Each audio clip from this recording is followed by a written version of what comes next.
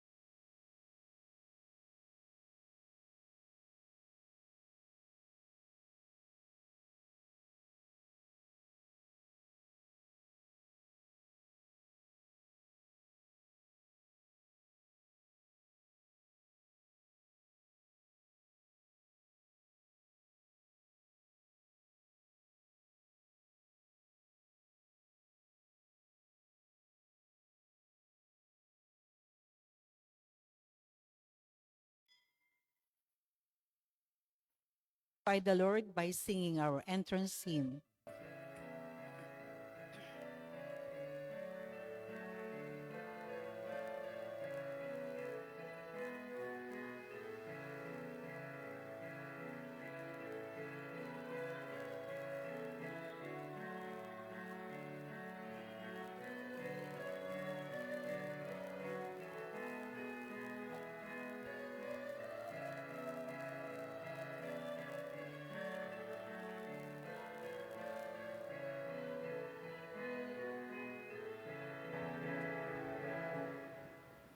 In the name of the Father, and the Son, the Holy Spirit, Amen. the Lord be with you. And with your spirit. Be mindful of our sins and ask the Lord for His pardon and for His strength. You were sent to heal the contrite of heart. Lord, have mercy. Lord, have mercy. Mercy at the right hand of the Father to intercede for us. Christ, have mercy. Christ, have mercy. You call us, call the sinners to change their lives. Lord, have mercy. Lord, have mercy. May Almighty God have mercy on us, forgive us our sins, and bring us to life everlasting. Amen. Let us pray. May the venerable exercises of holy devotion shape the hearts of your faithful, O Lord, to welcome worthily of Paschal mystery, to proclaim the praises of your salvation. Through our Lord Jesus Christ, your Son, who lives and reigns with you, unity of the Holy Spirit, one God forever and ever. Amen. Amen.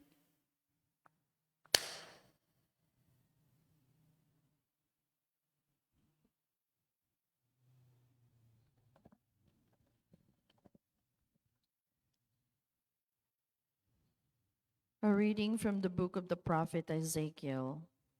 The angel I brought me, Ezekiel, back to the entrance of the temple of the Lord, and I saw water flowing out from beneath the threshold of the temple towards the east.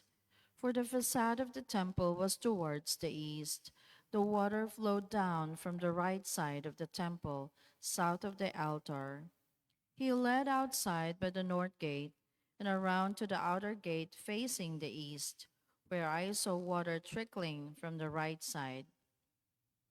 Then, when he had walked off to the east with a measuring cord in his hand, he measured off 1,000 cubits and had me wade through the water, which was ankle deep. He measured off another 1,000, and once more he had waded through the water, which was now knee deep. Again he measured off the 1,000, and he had me wade. The water was up to my waist. Once more he measured off 1,000, but there was now a river through which I could not wade.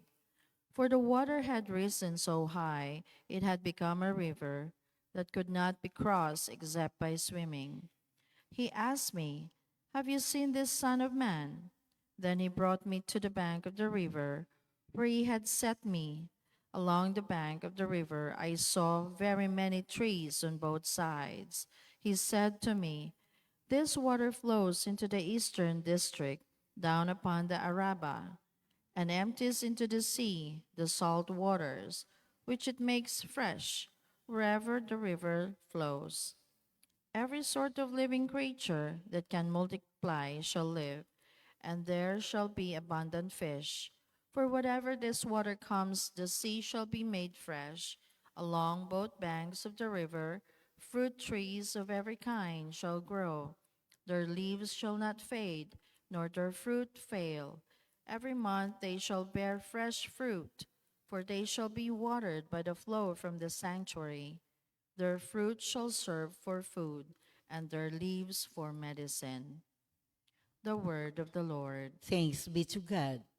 Responsorial Psalm. The Lord of hosts in us with our stronghold is the God of Jacob. The Lord of hosts is with us. Our stronghold is the God of Jacob. God is our refuge and our strength, and an ever-present help in distress. Therefore we fear not, though the earth be shaken, and mountains plunge into the depth of the sea. The Lord of the hosts is with us. Our stronghold is the God of Jacob. There is a stream whose runlets gladden the city of God, the holy dwelling of the Most High. God in its midst, it shall not be disturbed. God will help it and break of dawn. The Lord of hosts is with us. Our stronghold is the God of Jacob. The Lord of hosts is with us. Our stronghold is the God of Jacob. Come, behold the deeds of the Lord, the astounding things he has wrought on earth. The Lord of hosts is with us. Our stronghold is the God of Jacob. Let's all rise and honor the Holy Gospel.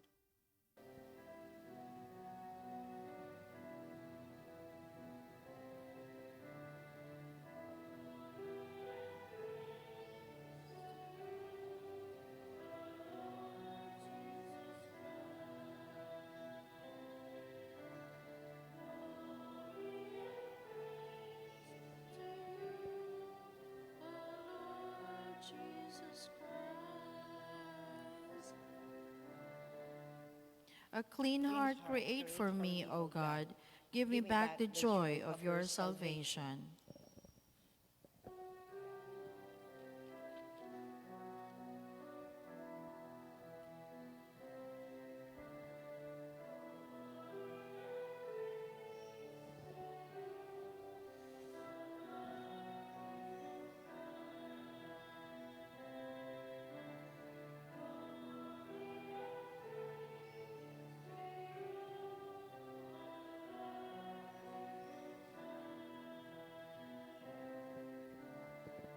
The Lord be with you. And with your spirit, A reading from the Holy Gospel according to John. glory to you, O Lord. There was a feast of the Jews, and Jesus went up to Jerusalem. Now there is in Jerusalem at the ship gate a pool called in Hebrew Bethesda, with 5 porticos. In this lay a large number of ill, blind, lame, and crippled. One man was there who had been ill for 38 years. When Jesus saw him lying there and knew that he had been ill for a long time, he said to him, "Do you want to be well?" The sick man answered him, "Sir, I have no one to put me into the pool when the water is stirred up. While I am on my way, someone else get down there before me." Jesus said to him, "Rise, take up your mat and walk." Immediately the man became well, took up his mat and walked. Now that day was a Sabbath. So Jesus said to the man who was cured, "It is Sabbath, and it is not lawful for you to carry your mat."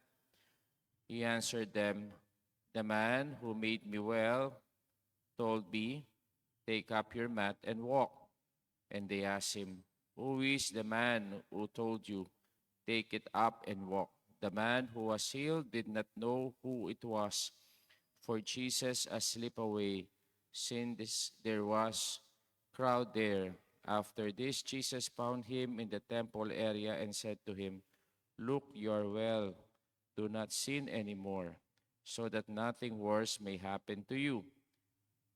The man went and told the Jews. The Jews was the one who had made him well. Therefore, the Jews began to persecute Jesus because he did this on a Sabbath. The Gospel of our salvation. Praise to you, O Lord Jesus Christ. Magandang umaga po sa inyong lahat. Magandang umaga po. Sino na ang nadala nyo sa simbahan? Sino na ang nadala nyo na sa pananampalatayang Katoliko para sila ay maligtas? Minsan tayo pong mga Katoliko mismo ang hindi tayo marunong maganyaya ng ating pananampalataya. Buti pa yung ibang sekta. Talagang sila ay gumagawa ng paraan para sila ay mag-ikayat ng ating pananampalataya. Minsan makikita mo yung mga naglalakad sa daan. Sabi ko, napaka-faithful naman nila para mag-ikayat ng pananampalataya natin. Kung pinakinggan nating mabuti yung gospel natin ngayon, merong isang taong may sakit. Nasa tabik siya ng Pool of Bethesda. At doon sa Pool of Bethesda na yon, sila ay may paniniwala pag ginalaw ng anghel yung tubig sa Pool of Bethesda, yung sino man ang unang o susuong doon sa tubig, siya ay gagaling. Kaya lang, mayroong isang tao doon na for 38 years, nandun siya at gusto niyang gumaling dahil paralytic siya.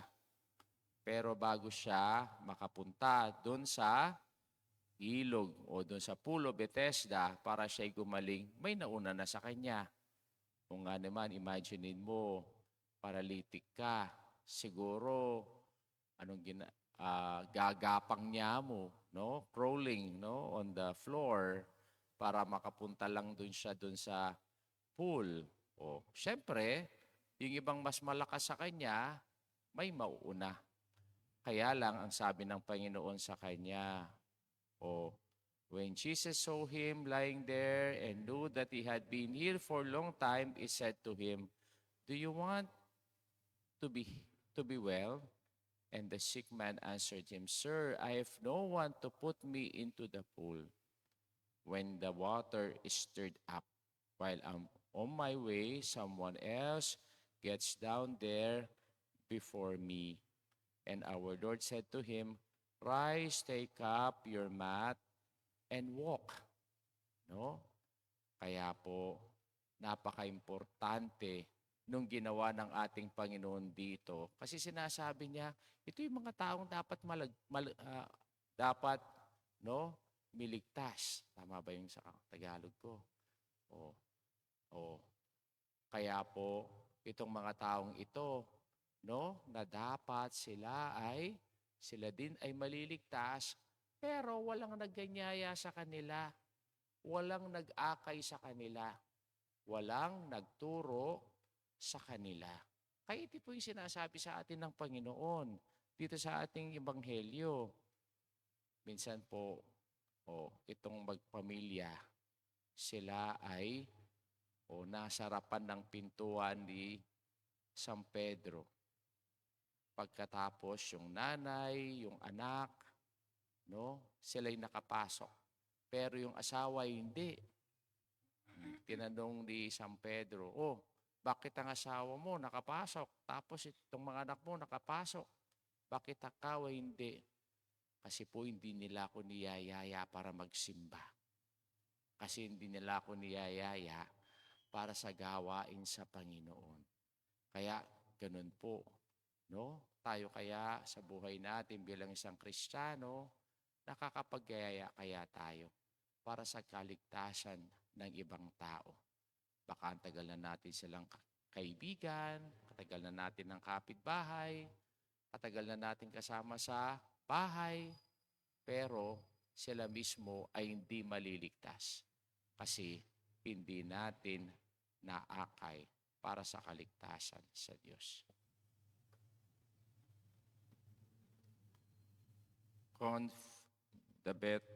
The better we know God, the more we realize our total dependence on Him. Aware of our limitations, we pray in our helplessness to God the Father by saying, "Lord, hear our prayer." Lord, hear our prayer.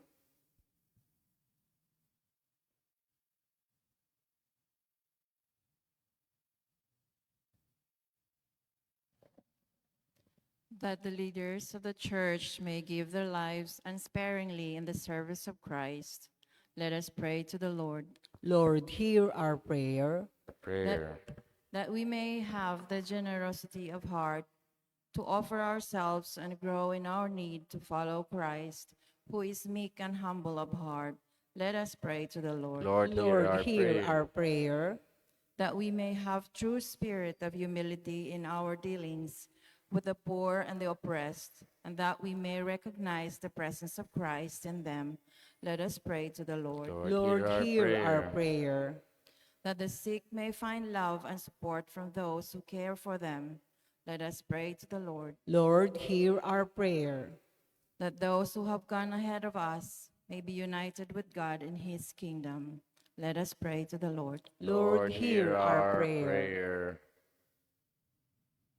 Sundo tamo po yung panalangin tamo para king kapayapan, lalong-lalo na karin king Middle East. Tok nang no po sanang mipapate ing Iran, ing Amerika, ang po ing Israel, dahil liwapang bangsa, involved kening gera ng IT. Maragul na po ing impact, king kakatamong biye, king katang kabiyayan, king katang kapanintunan, king pong petroleum products tamo. Ring magobra, mag-start na lang pong mag-lay off din pong lalapagobra.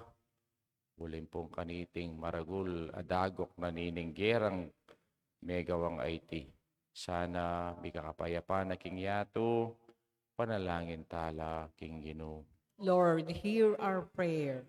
Panalangin tala naman, katamo pong kamag-anak, kakaluguran tamo, rin kakilala tamo, natyo ka rin king Israel, pati king Middle East ngayon, lalong-lalo na king UAE, na masisipit king gerang IT, na sana proteksyonan na lang nga pong Ginoo at alang aliwamang sakunang datang karela. Agyang king libutan ng gerang IT, panalangin ta king Ginoo. Lord, hear our prayer. Aduan tangin ng kikatang sariling kayaduanan.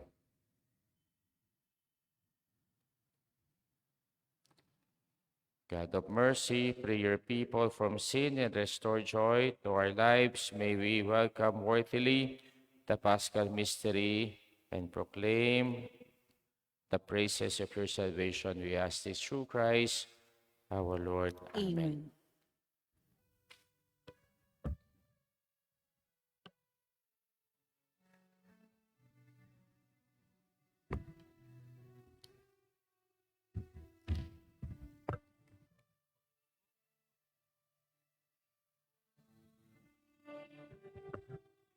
Purihin Diyos, meto sa kluban kaya kang kaya pantinggapin tinape, para kaya kami maging niyang tinape ng biye.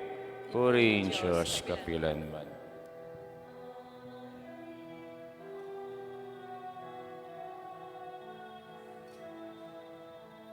Purihin Diyos, meto sa kluban kaya kang kaya pantinggap mitingalak, para kaya kami maging niyang inumaning kaladwa.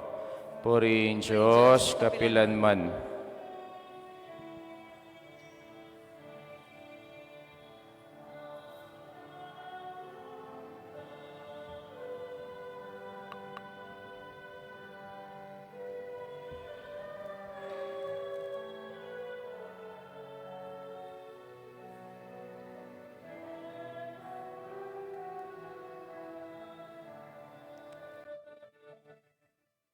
Pray, my brothers and sisters, that my sacrifice and yours may be acceptable to God, the Almighty Father. May the Lord accept the sacrifice unto your hands for the praise and glory of his name, for our good and the good of all his holy church. We offer to you, O Lord, these gifts which you yourself has bestowed.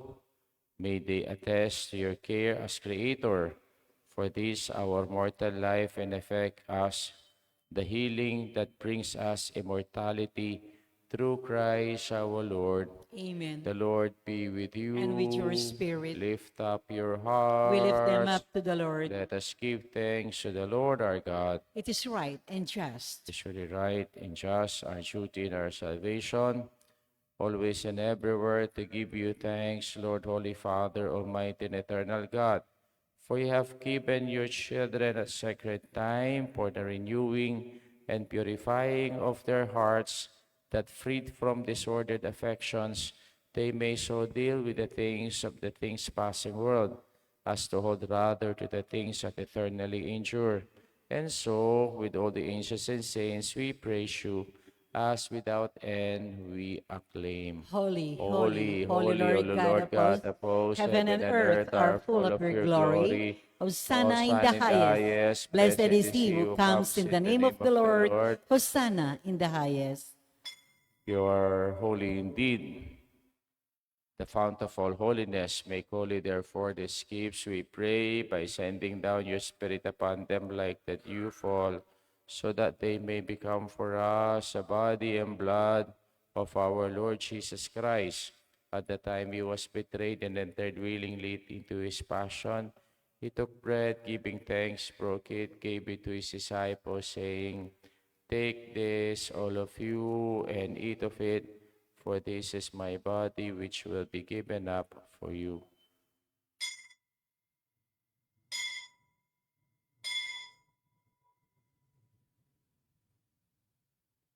In a similar way, when supper was ended, he took the chalice, and once more giving thanks, he gave it to his disciples, saying, "Take this, all of you, and drink from it, for this is a chalice of my blood, the blood of the new and eternal covenant, which will be poured out for you and for many for the forgiveness of sins.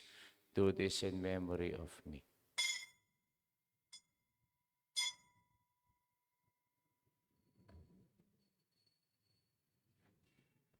The mystery of faith. We proclaim your death, O Lord, and profess your resurrection until you come again. Therefore, as we celebrate the memorial of his death and resurrection, we offer you, Lord, the bread of life and the chalice of salvation, giving thanks that you have held us worthy to be in your presence and minister to you. Humbly we pray that partaking of the body and blood of Christ may be gathered into one by the Holy Spirit.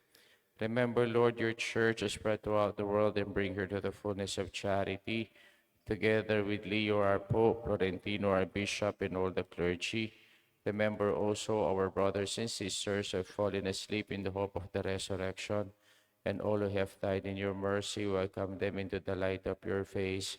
Have mercy on us all, we pray, that with the Blessed Virgin Mary, Mother of God, with Saint Joseph, her spouse, the blessed apostles, the saints who have pleased you throughout the ages, may we merit to be co-heirs of eternal life, and we praise and glorify you through your Son, Jesus Christ.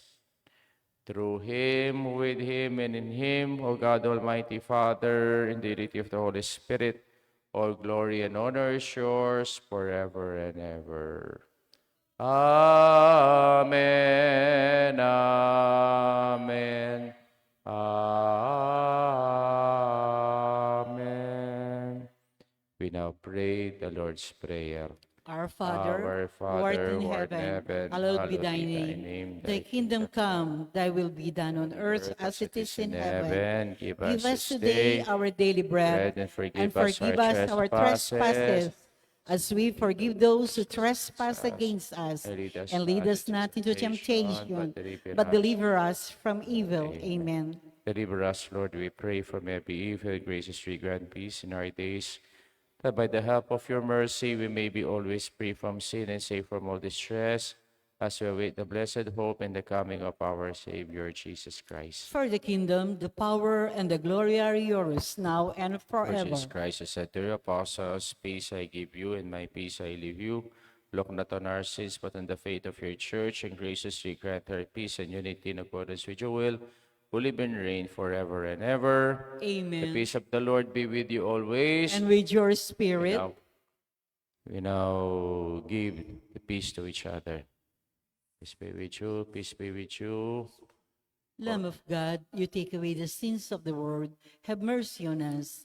Lamb of God, you take away the sins of the world, have mercy on us. Lamb of God, you take away the sins of the world, grant us peace. Behold the Lamb of God, behold him who takes away the sins of the world. Blessed are those who go to the supper of the Lamb. Lord, Lord, I'm not worthy that you should enter under my roof, but only say the word, and my soul shall be healed. Body and blood of our Lord Jesus Christ, keep us safe for eternal life. Amen. Amen.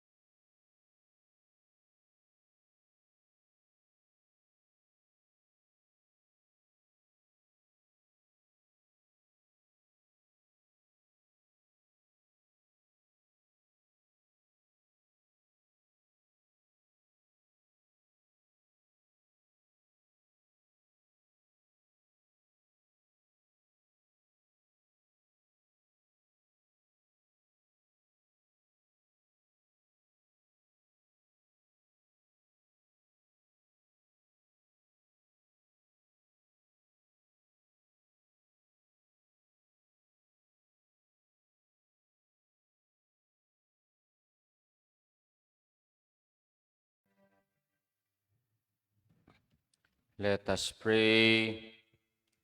Purify our minds, O Lord, we pray, and renew them with this heavenly sacrament, that we may find help for our bodies now and likewise in times to come, through Christ our Lord. Amen. The Lord be with you. And with your The spirit. mighty God bless you.